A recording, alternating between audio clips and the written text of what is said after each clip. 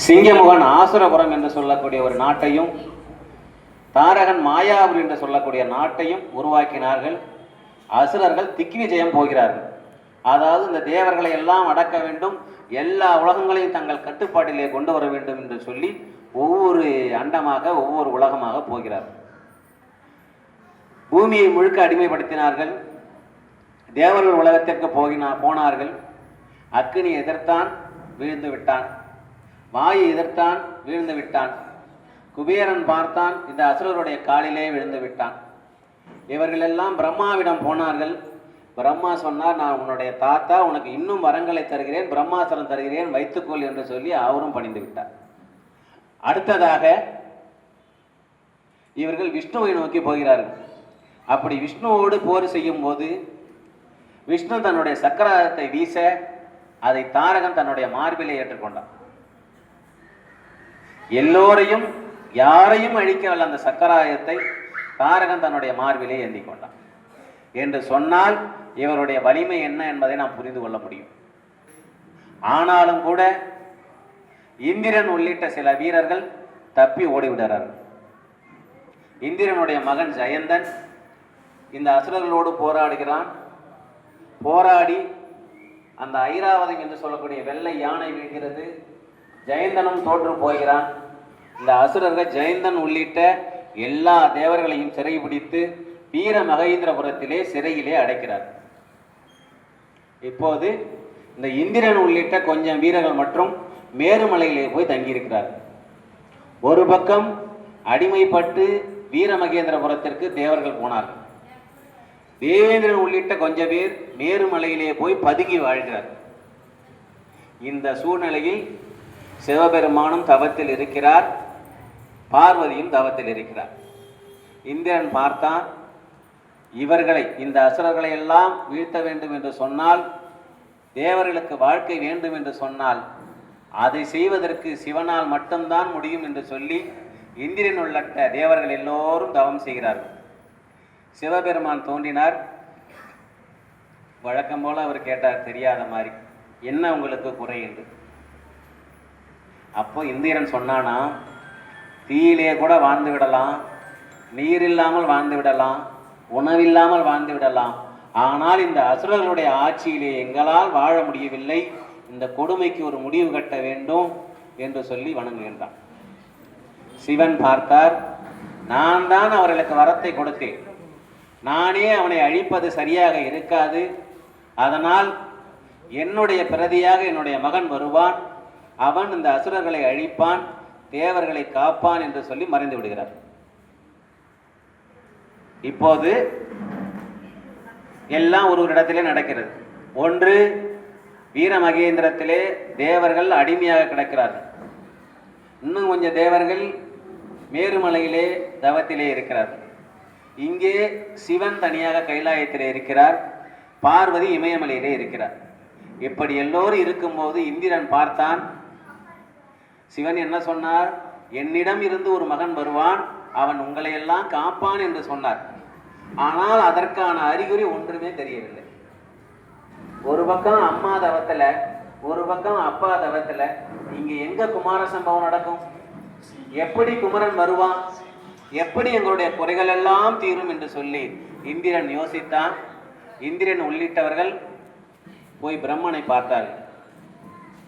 எங்களுடைய குறை தீர வேண்டும், பார்வதி திருமணம் நடைபெற வேண்டும், சிவனிடம் இருந்து ஒரு குமாரன் வர வேண்டும், அப்போதுதான் எங்கள் குறைகள் தீர வேண்டும். ஆனால் இங்கே இருவரும் தவத்திலே இருக்கிற காரணத்தினால் எப்போது திருமணம் நடப்பது, எப்போது குமரன் வருவான், எப்போது குறைகள் தீரும் என்று சொல்லி பிரம்மாவிடம் அழுது முறையிடுகிறார்கள். பிரம்மா பார்த்தார், இத்தனை துன்பமும் நான் அடைவதற்கு காரணம் இருக்கிறது. என்ன காரணம்? தக்கன் வேள்வி செய்தான், தக்கன் யாகம் செய்தான். யாகத்தினுடைய தலைவன் சிவபெருமான், யாகத்தினுடைய வடிவம் பெருமாள். ஆனால் அந்த தக்கனோ சிவபெருமானை அவமதிக்க வேண்டும் என்பதற்காகவே யாகத்தின் தலைவனான சிவபெருமானை வரவழைக்காமல் மற்ற நம் எல்லோரையும் வரவழைத்தான், நமக்கு அவிர்வாகம் கொடுத்தான், நாமும் அதை ஏற்றுக்கொண்டோம். இப்போ திருடனுக்கு தண்டனை கொடுக்கணும், தக்கனுக்கு தண்டனை கொடுக்கணும். திருடுக்கு துணை போன நமக்கு, நாம் செய்த பாவத்திற்கு. இதுதான் கடவுளின் கருணை. நமக்கு துன்பம் வருகிறது என்று சொன்னா அது நாம் துன்பப்பட வேண்டும் என்பதற்காக அல்ல, ஏற்கனவே செய்த நம்முடைய பாவங்களை தீர்த்து கொள்ள வேண்டும் என்பதற்காக. இன்றைக்கு ஒரு துன்பம் எனக்கு வருகிறது என்று சொன்னா எப்போதோ நான் செய்த ஒரு பாவம் கணக்கிலே இருக்கிறது. இன்றைக்கு ஒரு துன்பம் வந்து விட்டது என்று சொன்னால் என் கணக்கிலே இருந்து ஒரு பாவம் கழிந்து விட்டது. இப்படி நாம் செய்த பாவத்தை நீக்க வேண்டும் என்பதற்காக இத்தனை துன்பங்களையும் நான் அனுபவித்தோம். இந்திரனாகி உனக்கு சிவபெருமான் காட்சி தந்து உறுதி கொடுத்தார் என்ற காரணத்தினால் நம்முடைய பாவங்கள் தொலைந்து விட்டது. வாருங்கள் நாம் விஷ்ணுவிடம் போவோம் என்று சொல்லி விஷ்ணுவிடம் போகிறார். விஷ்ணுக்கு 2 பிள்ளைகள், ஒருத்தர் பிரம்மா, இன்னொருத்தர் மன்மதன். விஷ்ணு சொன்னார், இவருடைய தவத்தை கலைக்க வேண்டும், அப்போதுதான் பார்வதி திருமணம் நடக்கும். தவத்தை கலைக்க வேண்டும், என்ன செய்யலாம்? வழக்கமாக நாம் எல்லாம் அம்பு போட்டா ஒரு உயிர், அதாவது ஒரு உடல் என்பது 2ஆக மாறும். ஆனா மன்மதன் அம்பு போட்டா 2 உயிர் ஒன்றாக மாறும், 2 உடல்கள் ஒன்றாக ஆகும். இப்படி இந்த சிவனும் பார்வதியும் சேர வேண்டும் என்று சொன்னால் மன்மதன் தான் சரியானால் மன்மதனை அழைத்து போங்கள் என்று சொல்கிறார். பிரம்மா கூப்பிட்டார், தம்பி மன்மதன், எங்களுடைய பொருட்டு ஏகுதி என்றார். நீ போ, உன்னுடைய மலர் அம்புகளை சிவபெருமான் மேல் நீ தூவ வேண்டும் என்று சொன்னார். மன்மதனுக்கு 5 மலர் அம்புகள், தாமரை, மாம்பு, அசோகு, முல்லை, நீலோற்பவம் என்று சொல்லக்கூடிய 5 மலரம்புகள். இந்த பானங்களை போட்டா தாமரை என்ன செய்யும்? யாரை நாம் காதலிக்கிறோமோ அல்லது நினைக்கிறோமோ அவர்களை பற்றி நினைப்பை அதிகமாக்கும். மாம்பு என்பது பசலையை உண்டாக்கும். அசோகு என்பது நம்முடைய உணர்ச்சிகளை எல்லாம் இழக்கச் செய்யும். அதே போல இந்த நீலோற்பவம் என்பது நம்முடைய செயல்களை எல்லாம் முடக்கிவிடும். இப்படி இந்த 5 மலர்களும் 5 காரியங்களை செய்து உணர்ச்சியை உண்டாக்கக்கூடியது. இந்த 5 வாளிகளை நீ தூவ வேண்டும் என்று சொன்னார் பிரம்மன். பார்த்தான் மன்மதன், அவர் சிவபெருமானோ பெரிய சூறாவளி, நானோ சிறு பூளைப்பூ, நான் அவர் முன்னால் நிற்க முடியுமா? அவரோ பெரும் தீ, பெரும் ஜோதி, நானோ தூசு, நான் போய் அவரை மயக்க முடியுமா? என்னால் முடியாது என்று சொல்லி மன்மதன் மறுக்கிறான். பிரம்மன் பார்த்தார், நீ போகவில்லை என்று சொன்னால் நான் உனக்கு சாபம் கொடுப்பேன் என்று சொல்கிறார். இப்போ மன்மதன் பார்த்தான், போகவில்லை என்று சொன்னால் பிரம்மன் சாபம் கொடுப்பார், போனால் சிவபெருமான் கோபம் காட்டுவார்.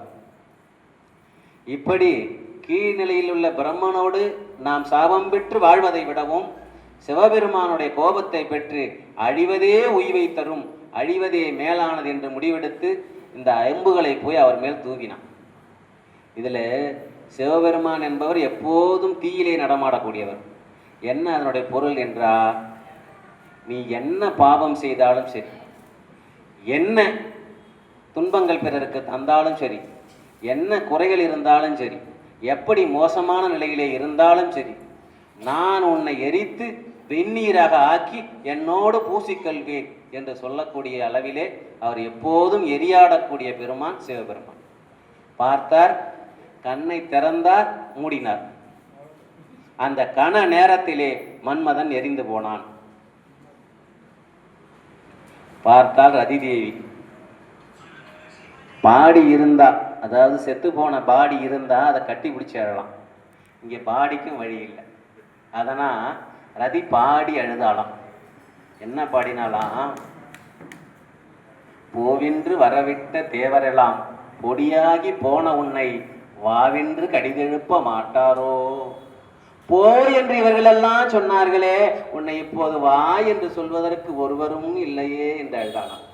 அடுத்து சொன்னாலாம், உன்னுடைய அப்பா இருக்கிறானே மகாவிஷ்ணு, ஓவென்று நான் இங்கே அரற்றவும் வந்திலனால் இங்கே மகன் இறந்து போய் கிடக்கும், வராமல் இருக்கிறானே, அந்த மகாவிஷ்ணு என்ன உறங்கி போய் விட்டானோ, உறங்கினானோ என்று அழுதாளாம்.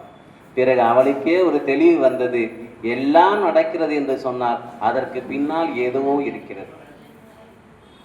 நினைத்தாலாம், வேவு என்று நின் சிரத்தில் விதித்திருந்தால் அவர்களை நான் வெறுக்கலாமோ? ஏதோ உன்னுடைய தலையிலே இப்படி நீ வெந்து போக வேண்டும் என்று எழுதியிருக்கிற காரணத்தினால் நீ வெந்து போய் இருக்கிறாய் என்று சொல்லி அவனை நினைத்து சிவபெருமானை வணங்கி எழுதாளாம். இப்போ தேவர்களுக்கு ஒன்றும் புரியவில்லை. நாம் குமார சம்பவம் நடக்கும், அதற்கு மன்மதனால் முடியும் என்று நினைத்தோம், ஆனால் முடியவில்லையே, அடுத்து என்ன செய்வது என்று சொல்லி அவர்களுக்கு ஒரு கவலை. இதில் நமக்கு ஒரு பாடம் இருக்கிறது. ஆண்டவனை அடைய வேண்டும் என்று சொன்னால் நம்முடைய புத்தியால் முடியாது, அடுத்து யுக்தியால் முடியாது, திட்டம் போட்டெல்லாம் மன்மதனை போல அனுப்பி செய்ய முடியாது, நம்முடைய சக்தியாலும் முடியாது. இப்படி புத்தியோ யுக்தியோ சக்தியோ அவனிடம் எடுபடாது, உண்மையான பக்தி தான் எடுபடும் என்று அவர்களுக்கு உணர்ந்து கொண்டார்கள். சரி, இதற்கு மேல் அவனிடத்திலே நம்முடைய யுக்திகள் எல்லாம் காட்டினால் அது செல்லாது என்று சொல்லி அவனை பாடி பரவுகிறார்கள். அதிலும் நம்முடைய மாணிக்க வாசகர் சொல்வதைப் போல அவன் மலையை போன்றவனாம், ஆனால் நம்மிடம் அன்பு இருந்தால் நம்முடைய கைப்பிடிக்குள் அடங்கி போவானாம். அன்பெனும் பிடியில் அகப்படும் மலையை, அவன் மலையை போன்றவன் தான்.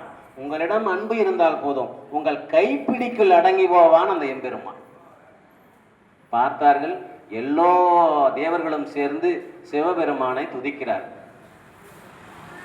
அவன் அன்புக்கு கட்டுப்பட்டவன். அவன் மட்டுமல்ல, இந்து மதத்திலே இருக்கக்கூடிய எல்லா கடவுள்களும் அன்புக்கு கட்டுப்பட்டவர்கள். மகாபாரதத்தில் ஒரு சின்ன செய்தி இருக்கு.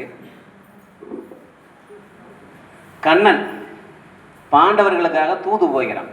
துரியோதனிடம் போய் பேசி அவர்களோட நாட்டை கொடு, அல்லது ஊர்களை கொடு, அல்லது வீட்டையாவது கொடு என்று கேட்பதற்காக கண்ணன் போகிறான். துரியோதனன் பார்த்தான், இவனை விட்டால் திரும்ப திரும்ப இந்த கண்ணன் நமக்கு தொல்லை கொடுப்பான், இவனை பாதாள சிறையிலே கட்டி அடக்கி அவனை அங்கேயே வைத்து விட வேண்டும். அப்படி செய்தால்தான் நமக்கு எந்த ஒரு துன்பமும் தராமல் எந்த ஒரு விளைவும் ஏற்படுத்தாமல் இருப்பான் என்று சொல்லி 1000 மல்லர்களை பாதாள சிறையிலே வைத்து கண்ணனை அதிலே விழ வைத்து கட்டுவதற்கு முயன்றான் அந்த துரியோதனன்.